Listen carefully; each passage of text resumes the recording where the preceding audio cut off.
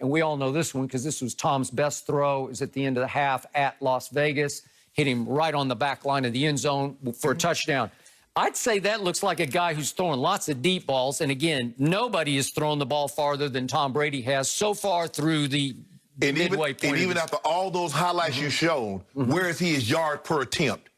I'm just saying, who's bombs away? Who's throwing the most long balls in the league? This guy has. Let that sink in. So when you offset it, look where he is in yards per attempt.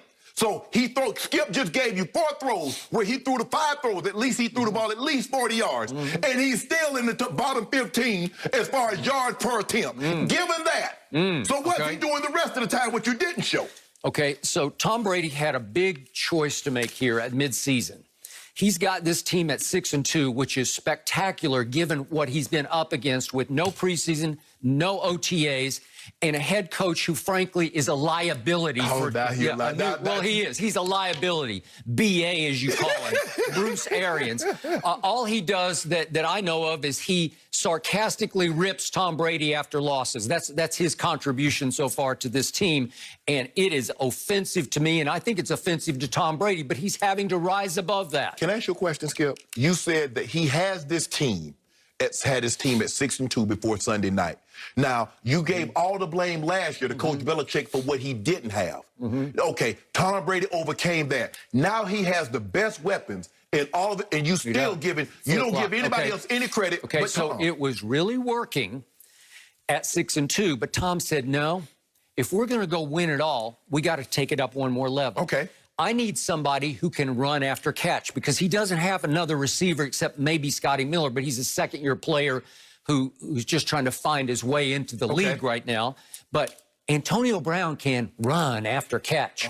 If you get him in the flow, in the mix, in rhythm of the offense, and get him happy and confident and content in his little role, a smaller role in the offense, you have the ultimate weapon. You have somebody who can be a game breaker.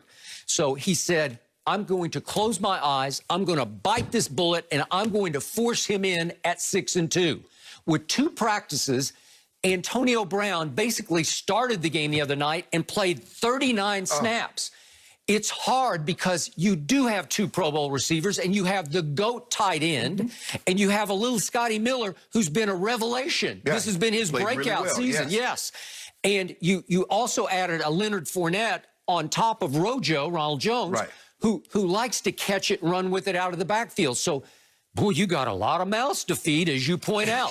And maybe the biggest mouth to feed is going to be Antonio Brown's. But it's pay me now or pay me later. Because if you'll pay right now, you won't have to pay later. Because if this thing ever came together and clicked and took off, you would have a juggernaut of offensive talent. But it's hard to throw it together with no preseason and now not much practice for Antonio Brown. It's a huge risk because we all know he is the ultimate diva at wide receiver. Skip, you didn't try to make this in the preseason. You're trying to throw this together in the middle of the season. That's what I'm saying. So what I'm hearing, if this the undoing, would be Tom Brady, because he would be the one that requested Antonio Brown's presence. I don't think he requested. I think he demanded. Okay, so the undoing of this football team will be because of Tom Brady. Well, I'm not saying there's any undoing. I just think there's going to be unrest, upheaval for a little while. This game and maybe the game Sunday at Carolina, when they're trying to figure it out on the fly. And as you know better than anybody, in this league, at this level, it's very hard to figure it out on the fly. It's happening too fast. So we saw Tom Brady last year force feed Antonio Brown, but where was it? It was in game 2 at Miami when Miami was a just chaotic mess. They were thinking about tanking for Tua. They were tanking for Tua. So if we could see that riff of what happened when they just thrust Antonio into the game as a Patriot at Miami, well, this was easy. This is like, thank you, God, thank you, God, thank you, God. And he hit him 3 straight times on the first drive, and he was open. And what's the difference? Edelman's a broken-down shell of himself on his way to leading the league in drops. Josh Gordon was still there, but as you said, he's running with the proverbial piano on his back, and he's about to be cut by Bill Belichick. That's the touchdown to Antonio that ended the half, basically. And who else is left? There's nobody. And N'Keal Harry was hurt that first half of the year. And the starting tight end that day was Matt Lacoste. Do you know Matt Lacoste? Because not many people do. Skip, you can target AB like that when you have the weapons out there with him that they are. But when you got Chris Godwin and you got Mike Evans, that's a whole different ballgame. So what was the recipe for disaster on Sunday night? The pressure Brady felt in the pocket was the worst of the year. It was pretty bad in the opening game at New Orleans. Chicago was pretty bad. Chicago was pretty bad, but this was relentlessly bad from the first play of the game. He was pressured on 56% of the snaps, which was the second highest rate of the week in the NFL. Okay, so you're trying to speed read all these mouths to feed, and you're trying to process in the back of your head, I got to spread the ball. I got to spread the ball. I got to keep everybody happy. So he pulled off. He threw 6 balls to Mike Evans and 6 to Gronk and 6 to Chris Godwin. He threw 5 to AB, and he threw 6 more to Leonard Fournette. Well, I couldn't do that any better. I couldn't just draw it up. I couldn't script it any better than that, except they weren't open. And he was off because he was getting rocked in the pocket. So what do you think's going to happen? 3 points is going to happen. Meanwhile, the defense played even worse than Tom Brady did, and he was awful in the game. The defense was worse. Had no hope of stopping Drew Brees. Drew Brees should have scored 5 straight touchdowns. It took a fumble at the 2-yard line by Jared Cook for them to stop them scoring 5 straight touchdowns on 5 straight possessions. Well, it's like the defense is completely overmatched when we thought it was just might have been the best defense in pro football. Well, I mean, Skip, you're going to have probably, if you're a good defense, I remember when I was with the 2000 Ravens, they had like 2 games in which they played kind of like what Tampa played. Now, we ended up winning one. We ended up beating Jacksonville, I think, 39-36. Jimmy Smith had almost 300 receiving yards. Keenan McCardell, I think, was pretty close to 100. So you're going to have one of those games, Skip. You're going to have 1 or 2 of those games. You just don't want to have it in the playoffs. And so I think that was an anomaly. But as I've said before, I believe the secondary is the weekend. They got to generate pressure, Skip, because they're young. I mean, I think the oldest DB might be 24. So that's a young, and so they're not as tuned as, say, a veteran of Pat Peterson, Jalen Ramsey, things of that nature. So they will get better. The question is that can Tom keep everybody happy? I mean, it might be game, Skip, where, Mike, you're going to get 10 targets this game, but you might only get 4 or 5. They're going to have a conversation with Mike Evans. Mike Evans sees himself as a top-tier wide receiver. Well, he is. And I got it. He's proven that. So, Skip, you can't just throw those guys 3 or 4 balls and say, well, Mike, we winning, and you're going to be happy with that, because that's not how he's wired. That's not how they're wired.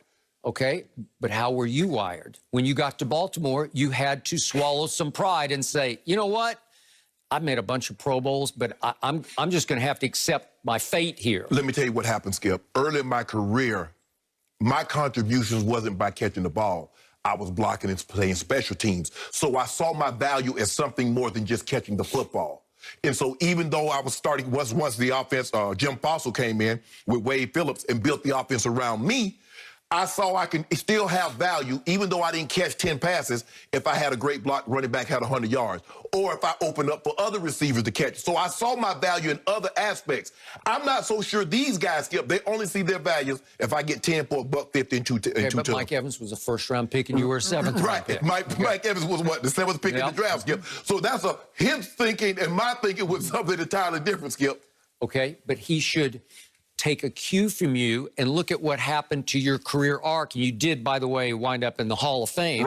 But you went to Baltimore and you became Big Play Shea because you were just 1 play a game. Maybe 2, that was it. Mostly 1 in the playoffs. Skip, I knew early on that what I was in Denver, because the offense wasn't like that in Baltimore, so me having those big 100-plus yard receiving days was going to be far and few between. So what I needed to do, that when I got the opportunity, to just cash in. So, you know, a lot of times we'd be in the huddle, and, you know, I know they were going to double me because they didn't respect our other receivers. I was like, okay, Q, it's time. Kadri Ismail, I said, it's time for you to make a play now. He's like, okay, I got you. Like Jermaine Lewis, I'm going to get on my horses. I said, I'm going to pull the safety. You just get around the corner, and you're going to be wide open. And so it was things of that nature, Skip. I just didn't see my value catching 10 balls for 100 yards and 2 touchdowns. And so, yeah. I needed to do other things. Skip, I just hate to say it, and I'm not trying to brag on myself, but the way I saw myself in contributions is not the way these guys see themselves in being able to contribute. Okay, I got that. But these guys need to grow up and wise up and realize this is the GOAT, albeit at age 43, but he is driven to prove Belichick wrong by winning one, maybe two Super. He's got probably a 3-year window in which he wants to win as quickly as possible. Right. And they are going to have to swallow some of their pride and some of their ego, and they're going to have to sacrifice some of their targets and catches for winning. And as you well know, there's nothing in the world like winning an NFL championship. Nothing. No, it changes your life. Yeah, just changes everything. So if Mike Evans catches one ball a game from here on and they win the Super Bowl, I promise you Mike Evans will look back on this and say, you know what, that was worth it. Right. Because it goes from, they probably introduced Mike Evans as a 3-time Pro Bowl player. Win the Super Bowl champion, Mike Evans. Skip, that's the way I was. It went from me being a Pro Bowl, all-pro player to me a 2-time, 3-time Super Bowl champ. So now when they don't even mention all that, they mention HOF. So, Mike Evans, how do you want? You want Pro Bowls, you want All-Pro, Super Bowls, Hall of Fame. That's the order. So now they don't even mention I won 3 Super Bowls. They don't even mention I went to the Pro Bowl, Skip. All that's inconsequential. Mike Evans, do you one day want to sit in that seat over there? Have it, maybe. But that's the thing, though, Skip. But you have to understand what social media has done. There's a